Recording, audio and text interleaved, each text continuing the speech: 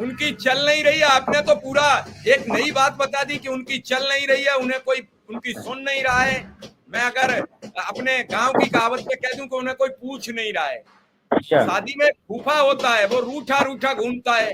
तो क्या ये सब फूफा की पोजीशन में है या पिछड़े नेता? अब ये तो हम नहीं कहेंगे। ये तो वो नेता खुद अपने दिल से, अपने मन से सोच रहे होंगे कि हम क्या है। बट मैं इतना कह सकता हूं कि अगर उनकी चलती होती तो आज हम लोग नौकरी में होते, उनका गुणगान कर रहे होते। ये नहीं कर रहे होते कि नहीं, हमारे हक अधिकार को लूट लिया गया, आप जान भी रहे हैं और हमारे लिए बोल भी नहीं पा रहे हैं। ये एक तरीके से कहना गलत है। आप सब कुछ बाकायदा जानते हैं और आपने प्रयास भी किया, लेकिन आप प्रयास में असफल रहे। तो आपको सार्वजनिक रूप से इस्तीफा देना चाहिए। आपको ये बोलना चाहिए कि भाई, जब हम आपके हक अधिकार को बचा नहीं पा रहे तो हमें इस कुर्सी पे बैठने की जरूरत नहीं है। आज इको गार्डन में हम लोग ना बैठे होते, आज इको गार्डन में हम लोग ये दिवाली ना मना रहे होते। हम लोग भी अपने घरों में होते, अपने बीवी बच्चे परिवार के साथ बाकायदा दिवाली मना रहे होते और खुशियां मना रहे होते। लेकिन ये खुशियां तब हमारे परिवार के बीच में आएंगी, हमारे बीच आएंगी, जब हमारे परिवार को बाकायदा नौकरी मिलेगी, हमारे लोगों को नौकरी मिलेगी, तब जा करके हमारी मांग पूरी होगी। अमरेंद्र जी, हमारे साथ अनुदेशक संघ के प्रदेश अध्यक्ष विक्रम सिंह भी मौजूद हैं। विक्रम सिंह, बड़ी उम्मीद थी, आज दिवाली है तो हम तो सिर्फ दिवाली की शुभकामनाएं दे सकते हैं। पत्रकार के पास तो कुछ देने को होता ही नहीं है, देती तो सरकार है।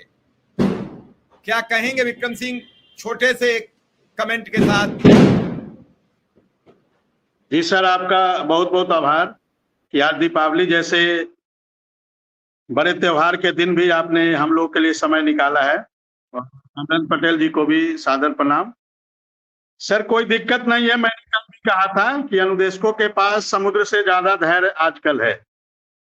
और कल हम लोगों ने छोटी दिवाली मनाया और आज बड़ी दिवाली मना रहे हैं। तो इससे ये सीख मिलती है कि आज यदि हम कष्ट में हैं, आज यदि हम दिक्कत में हैं, तो कल हम लोगों के लिए अच्छा होगा। क्योंकि कल छोटी दिवाली के बाद आज बड़ी दिवाली आई है, तो धैर्य के साथ धैर्य रखना सिखाती है। ये छोटी दिवाली जो कल हम लोगों ने मनाया और आज बड़ी दिवाली मनाते हैं, ये हम लोग को धैर्य रखना सिखाती है। क्योंकि प्रकृति देखिए, सभी चीजों को अपने में समेट कर चलती है। प्रकृति से अच्छा कोई शिक्षक नहीं है। और ये जो पर्व त्योहार है सर, ये हम लोगों को बड़े सीख देती है, बड़े बड़े ज्ञान देती है। और हमें लगता है ये दीपावली का त्योहार भी उत्तर प्रदेश के अनुदेशकों को बड़ा ही सीख दे रही है। और हमें पूरा उम्मीद है सर, क्योंकि उम्मीद पे ही दुनिया कायम है सर। और भगवान के घर देर है अंधेर नहीं, हमें पूरा भरोसा है। जैसा कि माननीय मुख्यमंत्री जी 16 तारीख को कह रहे थे कि आचार संहिता के बाद हम अनुदेशक शिक्षा मित्रों की समस्या पे काम करेंगे। तो उत्तर प्रदेश का एक एक अनुदेशक इंतजार कर रहा है कि 25 नवंबर के बाद उत्तर प्रदेश के अनुदेशकों और शिक्षा मित्रों के दिन भी बहुत सर, ऐसा भरोसा है। क्योंकि आपने देखा। नमस्कार साथियों, स्वागत है आप सभी का आज की इस नई वीडियो में। ये वीडियो आप सभी शिक्षा मित्र साथियों के लिए बेहद ही महत्वपूर्ण होने वाली है। हाल ही के अंदर की कुछ खबरें हैं जो कि इस वीडियो के माध्यम से आप सभी के बीच में साझा करेंगे। सभी साथियों से एक अनुरोध है, वीडियो को आप पूरा देखें। चैनल को अभी तक आपने सब्सक्राइब नहीं किया है, तुरंत ही इसे आप सब्सक्राइब भी कर लें। अब चलते हैं अपडेट पर। पत्थर रूपी अहिल्या को भगवान राम। विक्रम सिंह हमारे साथ आदरणीय डॉक्टर संदीप पांडे जो मैग्सेसे पुरस्कार से सम्मानित हैं, वो हमारे साथ हैं। उनका स्वागत और अभिनंदन है और दिवाली की उन्हें बधाई भी है। और उनसे मेरा सवाल है कि वो धरना प्रदर्शन करने में लखनऊ में अग्रणी भूमिका में रहते हैं। संदीप सर, अमरेंद्र पटेल बैठे हैं इको गार्डन में। ये वो युवा है जिसे अपने घर आज दिवाली मनानी थी, वो मजबूरन बैठा है इको गार्डन में। और दलित पिछड़े मिनिस्टर, मंत्री, अधिकारी सब खामोश, सब चुप। संदीप सर। नहीं, ये तो मुझे आपसे पता लगा अभी कि इस समय भी वहाँ धरने पे बैठे हुए हैं। तो मैं कल सुबह कोशिश करूँगा कि जाके इन लोगों से मिलूं। और ये तो बड़ा दुर्भाग्य